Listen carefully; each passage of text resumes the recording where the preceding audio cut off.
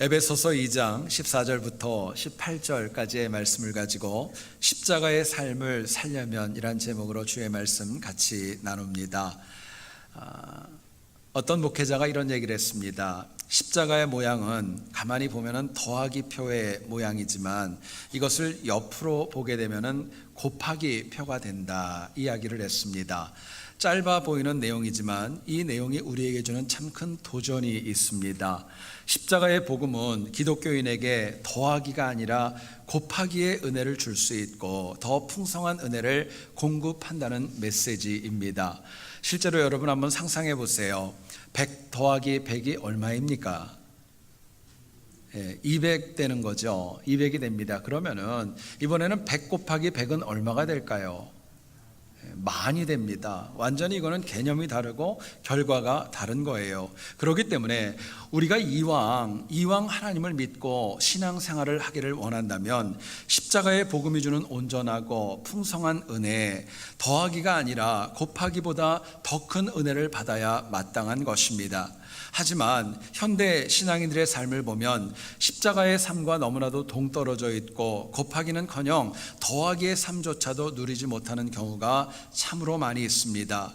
여러분, 십자가의 삶은 다른 것 아닙니다. 나와 주변 모두에게 생명을 주는 능력이 있습니다. 하나님에게 영광을 돌리게 합니다. 십자가의 삶을 살아가면 우리가 부족해도 사람답게 살아갈 수 있는 것입니다. 결국 신앙인이라면 십자가의 삶을 살아가야 된다는 것은 해도 되고 안 해도 되는 것이 아니라 반드시 해야 될 우리 하나님 백성의 사명이라고 할 수 있습니다.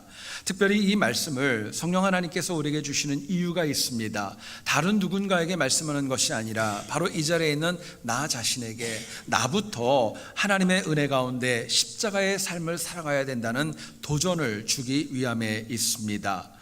바울은 에베소서 2장 13절에서 전에 멀리 있던 에베소인이 이제는 그리스도의 피로 인하여 가까워졌다 이야기를 합니다. 그리고 오늘 같이 읽은 14절부터 이제 본문이 이어지는데 한국어에는 그런 표현이 없습니다. 근데 원어를 보게 되면은 13절과 14절 중간에는 그러므로 라고 하는 앞뒤를 연결하는 접속사가 포함되어져 있습니다. 내용을 보면 이런 뜻입니다.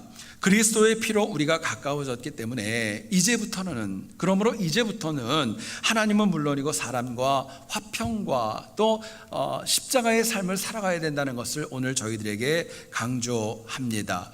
여러분, 헬라어로 그 내용을 가만히 보면 그리스도라는 이 단어는 크리스투스라는 표현을 씁니다. 가장 첫 자가 X입니다. 오늘 우리가 쓰는 알파벳의 X와 너무나도 유사하지요. 그런데 이 X는 수평적인 길이와 수직적인 길이가 똑같아야 X가 X 되는 것입니다. 달리 얘기를 하면은요, 이 안에는 수직적으로 수평적으로 균형과 조화가 필요하다는 거예요. 십자가의 삶은 수직적으로 하나님과의 거리도 일정하고 아름다워야 되고 내 옆에 있는 사람들과의 수평적인 거리도 일정하고 아름다워야 된다는 것을 저희들에게 도전합니다. 그러나 오늘날 우리 신앙인의 삶이 깨어져 가는 이유가 있다면 X가 우리에게 주는 균형과 조화가 점점 더 허물어져 감에 있습니다. 여러분, 가만히 생각해 보세요.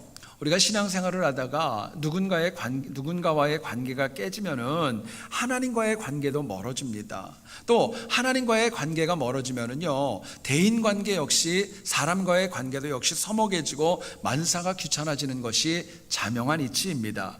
그렇기 때문에 십자가의 삶은 다른 것 아닙니다. 뒤틀리고 혼동되고 꼬여있는 우리의 인생을 온전하게 균형과 조화를 이루는 신앙인다운 삶으로 우리에게 도전하는 것입니다.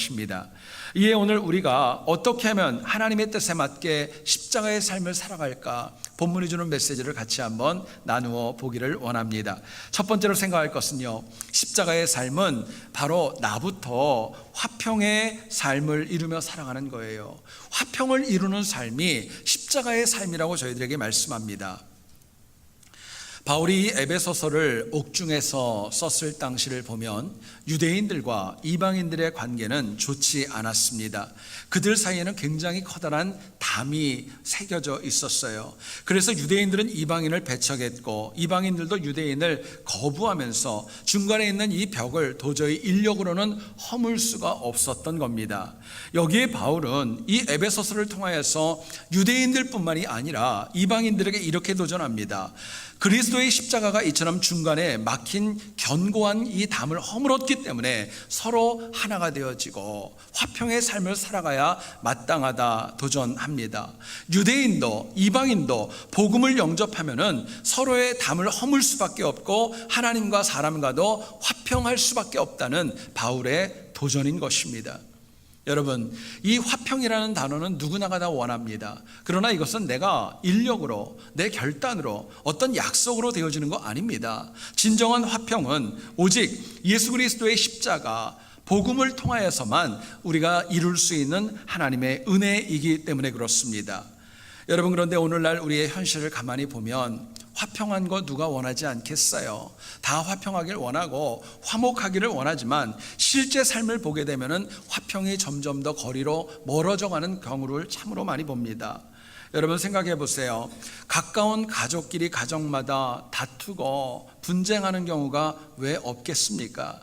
더 나아가서는 부부임에도 불구하고 서로 간에 다투고 소원해지는 경우도 있지 않겠어요? 더 나아가서는 오늘날 화평이 가장 많이 깨지는 장소를 꼽으라면 여러분 어디가 생각이 나세요? 안타깝지만은요, 사실은 교회가 화평에 깨지는 온상이 될 때가 참으로 많이 있습니다.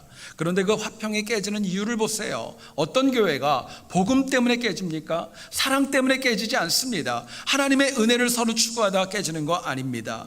여러분, 실제로 교회가 모든 교회마다 부흥하기를 원합니다. 그래서 전도의 프로그램도 많이 도입을 하지만 사실 교회가 부흥하는 것 가장 기초는 교회가 화평하면 됩니다. 십자가의 삶으로 하나가 되어지면 부흥은 저절로 이루어질 수밖에 없는 것입니다. 그러나 우리의 현실을 보게 되면요, 사람과의 관계, 하나님과의 관계, 시간이 가면 갈수록 점점 더 멀어지고 깨어지는 것이 오늘의 현실입니다. 그럼에도 불구하고 하나님은 저희들에게 이 메시지를 주시는 이유가 있다면, 인간은 하나님의 말씀으로 창조되었기 때문에 하나님과 화평하고 사람과 화평해야 마음에 온전한 기쁨과 은혜가 있기 때문에 그렇습니다. 자, 그렇다면 내가 화평의 도구로 십자가의 삶을 살려면 과연 어떻게 해야 할까요? 본문은 저희들에게 이렇게 답변을 해줍니다. 내가 먼저 내 안에 있는 담과 벽을 허무셔야 됩니다. 내 안에 있는 벽을 허물어야 내가 화평을 이룰 수 있고 십자가의 삶을 살아갈 수 있다는 거예요. 본문 14절을 한번 보시죠. 중간에 막힌 담을 자기 육체로 허시고 라고 말씀합니다. 당시 예루살렘 성전에는 모든 영혼들이 다 성전 안 끝까지 들어갈 수 있는 상황이 아니었습니다.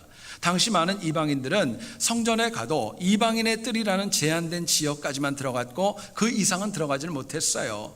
당시에 이방인의 뜰 앞에는 이런 팻말이 붙여 있었다고 합니다. 이 벽은 어떤 이방인도 넘을 수 없다. 어기는 자는 사형에 처한다. 도저히 넘을 수 없는 벽이 유대인과 이방인 가운데 있었습니다. 그런데 예수 그리스도께서 십자가의 보혈로 흘려주시고 우리에게 은혜를 주심으로 인하여서 이제는 이방인 유대인 구분 없이 모두가 다 하나님 앞으로 나올 수 있는 길을 주님께서 열어주신 겁니다. 주님이 직접 그 모든 담을 허물어 주셨던 거예요. 여러분, 이처럼 이방인과 유다인 각자도 주님께서 담을 허무셨던 것처럼 내 자신 안에 있는 담을 내가 허물어야 진정한 화평을 누릴 수 있다는 이야기입니다. 여러분, 사람은 누구나가 다 싸우는 거 원하지 않습니다. 화목하기를 원합니다. 그런데 그 관계가 깨지는 경우를 보면 세상 때문에 그런 거 아닙니다. 내 옆에 있는 사람 때문에 그런 거 아니에요. 엄밀히 얘기하면 바로 나 때문에 그렇습니다. 우리가 많이 쓰는 속담 가운데 이런 말이 있지요. 10길 물속은 알아도 한 길 사람 속은 모른다라고 이야기를 합니다. 여러분, 우리는 가까이 있는 사람들, 부부와 우리 가족들 아무리 가까이 있어도 제가 한번 여쭤봅니다. 여러분, 배우자의 생각 다 아세요? 일부 예배 때 물어보니까 60년을 살았던 부부도요 서로 모른대요.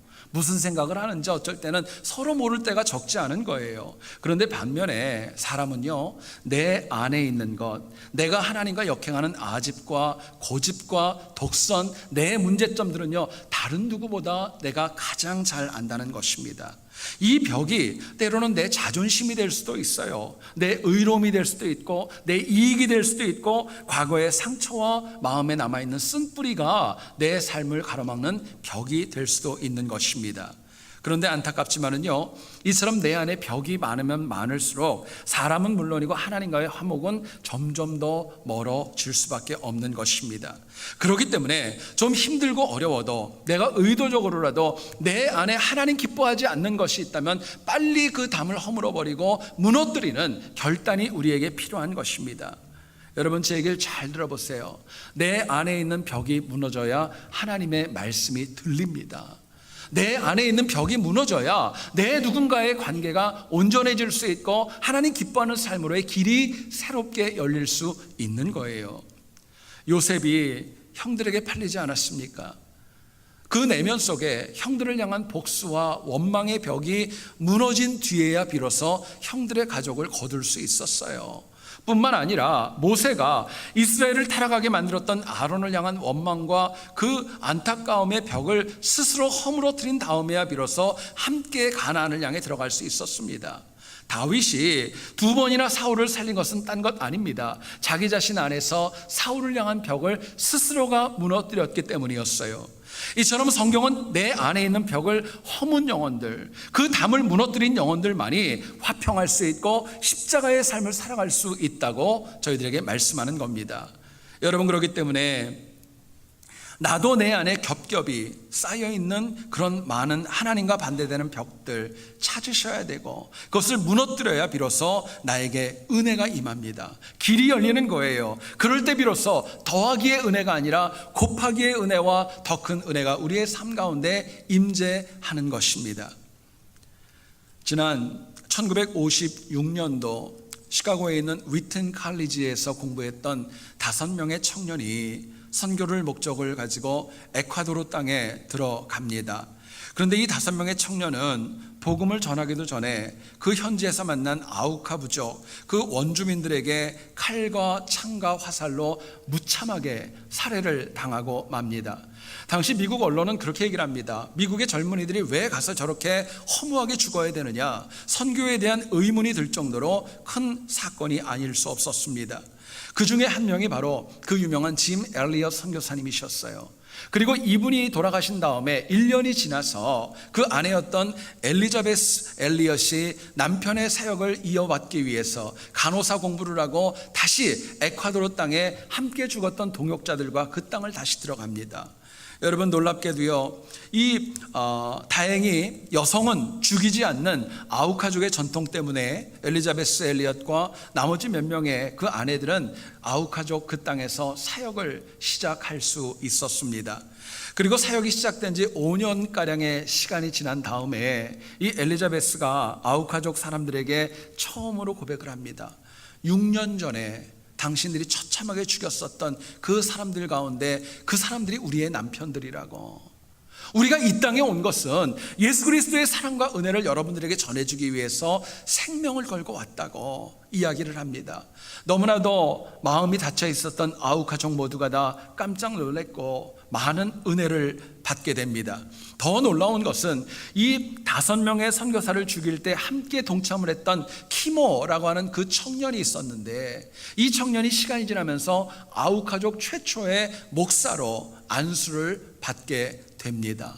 근데 더 놀라운 일이 벌어져요. 뭐냐면 순교한 선교사님들 자녀 가운데 2명이 이 키모, 아버지를 처참하게 죽였던 그 청년에게 머리를 숙이고 세례를 받는 놀라운 역사가 그 땅 가운데 일어날 수 있었던 거예요. 여러분, 인간적으로 어떻게 이런 일이 있을 수 있어요? 이게 말이 됩니까? 상식적으로 어떻게 이런 일이 있겠어요? 핵심은 딴 것 아닙니다. 엘리자베스 엘리엇이 아우카족을 향한 미움과 원망의 마음을 스스로가 그 벽을 허물어뜨렸던 거예요. 그게 원인이었던 겁니다. 만약에 이 엘리자베스가 마음의 벽을 그대로 가지고 있고 꽁하고 있고 원한을 가지고 있었다면 이런 놀라운 이적은 절대로 일어날 수 없었을 겁니다. 인간이기에 남편을 죽인 원수들이 왜 안 미웠겠어요? 그러나 마음의 벽을 무너뜨림으로 인하여서 그 땅 가운데 참된 화평의 삶과 십자가의 삶이 이루어질 수 있었던 것입니다.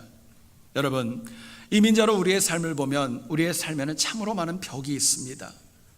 세파에 찌들리고 힘든 벽이 우리의 마음에 높게 세워져 있고, 누군가에게 받은 상처의 벽도 적지 않고, 좌절의 벽도 있고, 낙담의 벽도 있고, 갈등의 벽도 있고, 시기와 질투와 미움과 말로 표현할 수 없는 너무나도 많은 벽들이 우리 안에 존재하고 있을지 모르겠어요.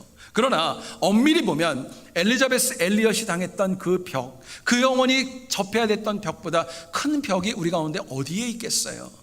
다시 한번 내면을 바라보면 우리 안에는 사소한 것이 더 많아요. 내 자존심 때문에 벽이 세워지고, 편견 때문에 벽이 세워지고, 상처와 시험 때문에 벽이 세워지고, 갈등으로 인한 벽이 세워진 경우가 더 많이 있다는 거예요.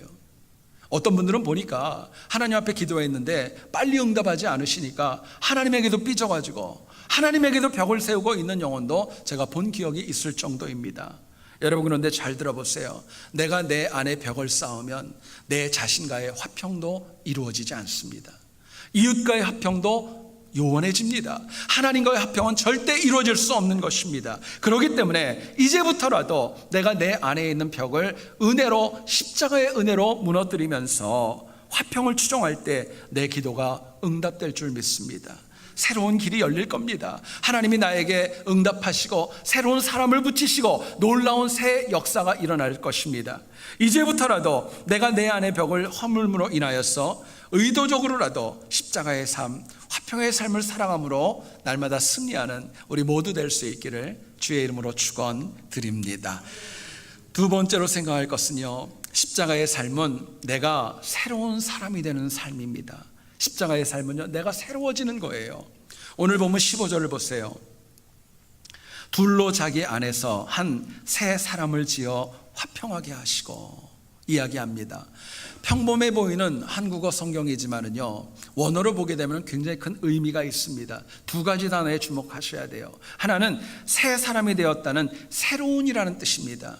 헬라어 원어인 이 카이논이라고 하는 이 단어는 시간적으로 새로워지는 것이 아니고 그냥 외적으로 화장을 하고 옷을 새롭게 입어서 새롭게 되는 것이 아니라 그 사람의 근본과 질적으로 새롭게 되는 것, 그게 새 사람입니다. 그리고 지어라는 표현이 나옵니다. 헬라어 원어인 크티세라고 하는 동사는 하나님께서 처음으로 천지를 창조하실 때 그 새로움, 첫 번째 사랑, 그처럼 된다는 거예요. 그렇게 되어지는 것을 의미합니다. 그리고 16절을 보세요. 십자가가 원수된 것을 소멸하고 화목하게 했다. 십자가는 과거에 내가 가지고 있는 모든 아픔, 원수, 상처, 시험, 모든 것 다 소멸하고 깨끗하고 새로운 은혜로 우리의 삶에 채워주신다는 거예요. 여러분, 이 말씀은 바울이 이런 뜻을 하는 겁니다. 내가 좀 부족해도 우리가 십자가의 은혜를 믿으면 더는 죄인이 아니라는 거예요. 새로운 피조물로 거듭 날 수밖에 없다는 것입니다. 그리고 바울은 에베소 교회들을 향해 권면합니다. 더 이상 너희가 우상과 아데미 여신을 섬길 것이 아니라 이제는 십자가 보혈, 하나님의 은혜, 새로운 사람으로 하나님만 섬겨야 된다는 것을 바울은 강조하고 또 강조했던 것입니다. 여러분, 반복하지만 사람은 누구나가 더 나아지길 원합니다. 이전보다 좋은 삶을 원합니다. 새로워지기를 원합니다. 그러나 새로운 삶은요, 어느 날 시간이 지나고 주어지는 거 아닙니다. 더 나아가서는 내 안에 있는 추악함과 하나님 기뻐하지 않는 거 버리는 노력과 결단이 저희들에게 필요하고, 더 나아가서는 하나님의 은혜가 필요합니다. 어떤 분들은 그런 얘기 하더라고요. 성령님도 내 안 좋은 성격을 못 고치신다고. 그럼 제가 꼭 속으로 하는 말이 있어요. 그게 자랑이라고 얘기하세요. 그런 분들이 있어요. 여러분, 하나님의 은혜를 갖다가 은근히 부인합니다. 어떤 분들은 그런 분들도 있어요. 내가 오랫동안 믿었고 몇 대째 믿었고 내가 직분자이기 때문에 나에게는 하나님의 은혜가 있다고 얘기를 합니다.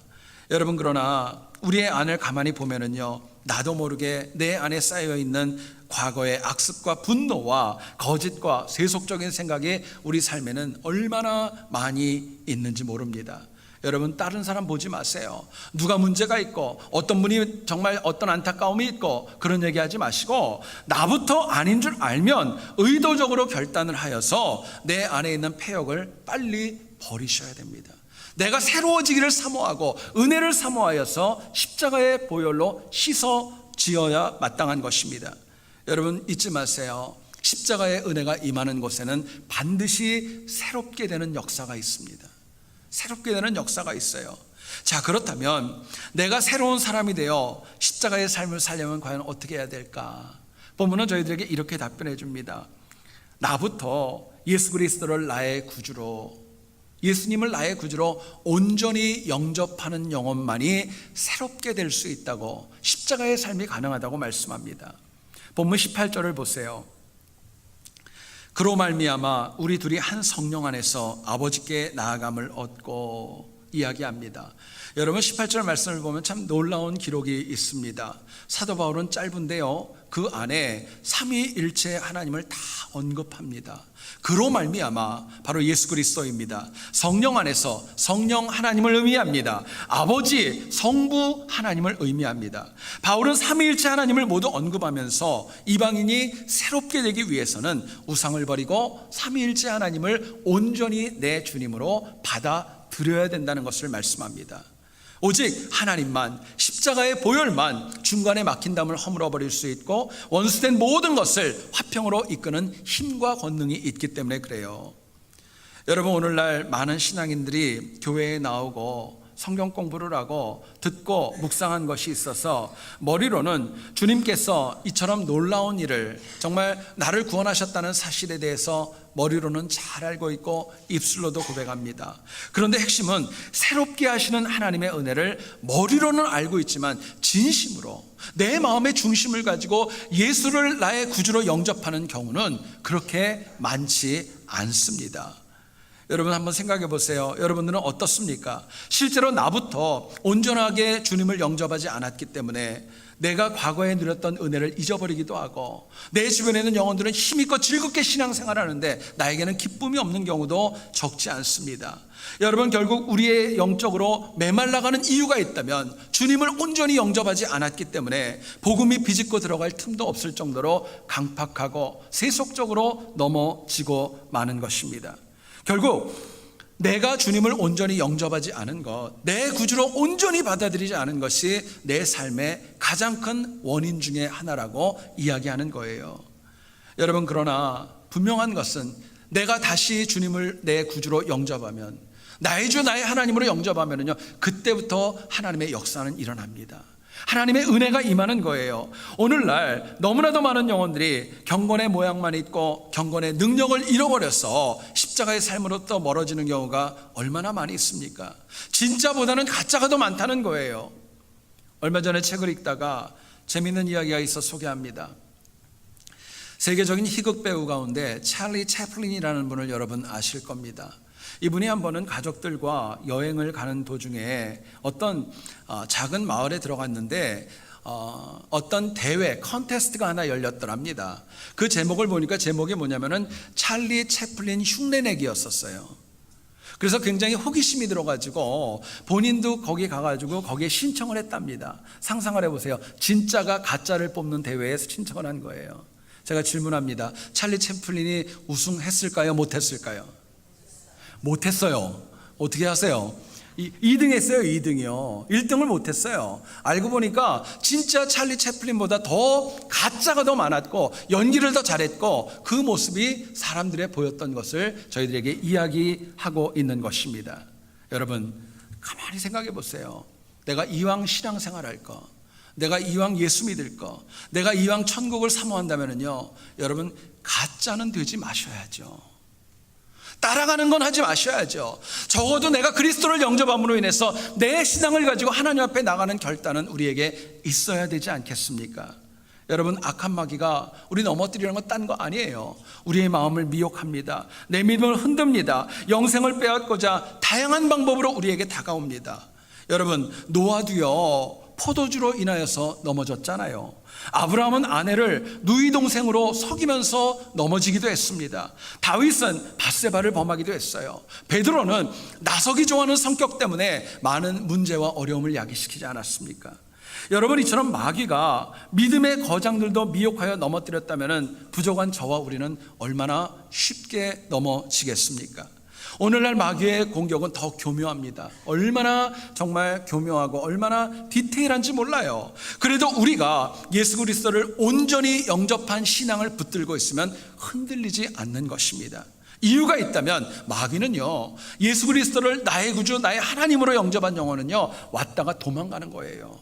대적하지 못하는 거예요. 피해버린다고 성경이 얘기할 정도로 강력한 은혜로 새롭게 되기 때문에 그렇습니다. 여러분, 최근 들어서 내가 믿음이 좀 흔들리십니까? 내 신앙이 좀 더 식어진 것 같습니까? 뭐 하는 것이 열정이 없습니까? 여러분, 그렇다면 딴 거 보지 마세요. 내 안에 내가 정말 하나님을 내 구주로 온전히 영접했는가, 그거부터 확인하셔야 돼요. 내가 온전히 주님을 확인하면은요 흔들리지 않습니다. 굳건한 거예요. 새로운 것입니다. 넘어지지 않는 것입니다. 한국교회사를 보면 1900년도 초에 강화도에 있는 강화읍 교회에 출석하는 과부 김씨 아주머니에 대한 이야기가 나옵니다. 이름도 안 나와요. 과부 김씨라고만 나와요. 근데 이분이 좀 재산이 있었던 것 같아요. 물질의 여유도 있고 집안에 부리는 여종들도 있었는데 그 중에 복섬이라고 하는 여종이 있었답니다. 그런데 이분이 한글을 모르다가 한글을 배우고 은혜를 받고 복음을 받은 다음에 성경을 읽기 시작을 했어요. 그런데 마태복음 18장 18절까지 딱 읽었는데 거기서 딱 막힌 거예요. 도저히 마음에 찔림이 있고 갈등이 있어서 더 이상 글을 못 봤어요. 내용은 이것입니다. 무엇이든지 너희가 땅에서 매면 하늘에서도 매일 것이고 무엇이든지 땅에서 풀면 하늘에서도 풀리리라. 이 이야기 때문에 이 과부 김씨가 마음에 너무나도 불편했어요. 어느 날 주일날 모든 성도들을 집으로 초청을 합니다. 그리고 저녁을 잘 대접하고 나서 종이 한 장을 가지고 나와서 이렇게 선언을 합니다. 성경은 우리 모두의 주인이 하늘에 계신다고 말씀합니다. 그런데 내가 어떻게 이 땅에 있는 한 영혼의 인생의 주인 노릇을 할 수 있겠습니까? 내가 이 복섬이라는 아이를 땅에 메어놓고 내 삶에 메어놓고 내가 어떻게 천국 갈 수 있는 은혜를 받겠어요? 얘기하면서 그 즉석에서 노비 문서를 꺼내가지고 그것을 찢고 더 이상 얘는 노비가 아니니까 자유롭게 가라고 선언을 하게 됩니다. 여러분, 당시는 반상의 사회가 굉장히 강했기 때문에 참으로 혁신적인 일이 아닐 수 없었습니다. 근데 놀라운 것은요, 그 자리에서 가장 놀랐던 것은 복섬이었어요. 이 여종이 울면서 얘기를 합니다. 나 갈 데 없으니까 버리지 말아달라고, 그리고 나 좀 여기 있게 해달라고. 목사님의 중재로 인하여서 과부 김씨는 이 복섬이라는 아이를 수양딸로 맞이합니다. 그리고 똑같이 딸과 같이 키우고 시집을 보내고 가정을 이루게 도와주는 거예요. 여러분, 이 이야기가 강화읍뿐만 아니라 곳곳에 퍼집니다. 그리고 많은 소문이 나게 됩니다. 정말 저분이 예수를 믿는구나, 예수 믿는 사람은 저렇게 다르구나, 하나님을 영접하니까 저렇게 바뀔 수 있고 새롭게 될 수 있구나, 많은 영혼의 마음을 울릴 수 있었던 것입니다. 여러분, 반복합니다. 예수 그리스도를 내 구주로 영접하면 새롭게 될 수밖에 없습니다. 내가 만약에 새롭게 안 됐다면 아직 구주를 온전히 영접하지 않은 것입니다. 여러분, 내가 교회에 나와서 예배를 드리고 오랫동안 신앙생활을 하고 헌금도 하고 그러나 과거와 내가 아무런 변화가 없다, 다른 거 아니에요. 내가 예수를 내 구주로 온전히 영접하지 않았기 때문입니다. 그게 원인인 거예요. 여러분, 예수를 믿는다는 것은 말과 혀로 하는 거 아닙니다. 행함과 진실함으로 온전히 영접하셔야 됩니다. 하나님께서 부족한 나를 이 시간에 불러주시고 예수 그리스도에 관한 복음을 듣게 하시고 보게 하시고 묵상하게 하시는 이유는 그 살아계신 예수 그리스도를 영접하게 하기 위함이 목적입니다. 여러분 간곡히 부탁드립니다. 우리의 삶이 이전보다 더 온전히 주님을 영접함으로 인하여서 새롭게 됨으로 인하여서 십자가의 삶을 살아가는 우리 모두 되어질 수 있기를 다시 한번 주의 이름으로 축원드립니다.